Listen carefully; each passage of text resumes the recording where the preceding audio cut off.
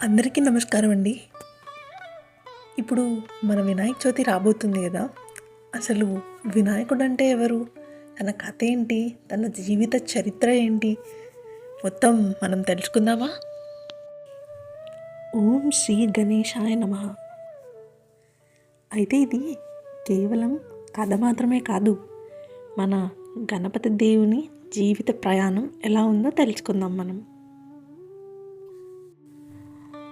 పార్వతీదేవి ఆశీస్సులతో పుట్టిన గణేశుడు ఎలా వినాయకుడయ్యాడు, ఎలా విఘ్న వినాయకుడయ్యాడు అనే కథను మనం తెలుసుకుందాం. ఈ కథయాత్రలో మనం ఏమేమి తెలుసుకోబోతున్నామో తెలుసా? ఆయన యొక్క జన్మ రహస్యాన్ని, పార్వతీదేవి ప్రేమను, శివుడి ఆగ్రహాన్ని, మళ్ళీ ప్రాణప్రతిష్ఠ చేయడం ఎలా జరిగింది, ఇంకా మరెన్నో విషయాల్ని మనం తెలుసుకోబోతున్నాం ఇప్పుడు. ఇంకా ఆలస్యం ఎందుకు, మరి కథలోకి వెళ్ళిపోదామా?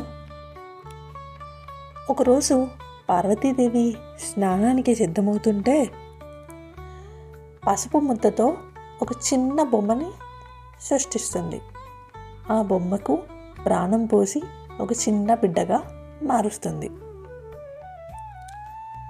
ఆమె తన ప్రేమతో అతనిని తన కుమారుడిగా అంగీకరిస్తుంది. నీవు ఇక నుంచి నా కుమారుడవు అంటూ గుండెలకు హత్తుకుంటుంది. తన స్నానానికి వెళ్తూ ఇలా చెప్తుంది,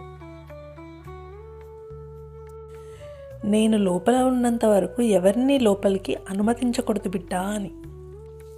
అప్పుడు ఆ బాలుడు తల వంచి, శ్రీమాత, మీ ఆజ్ఞ నాకు దేవోపదేశం అంటాడు.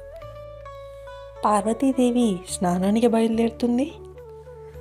వినాయకుడు తల్లికి ఇచ్చిన మాట ప్రకారం లోపలికి ఎవరిని అనుమతించకుండా బయట కాపలా కాస్తూ ఉంటాడు.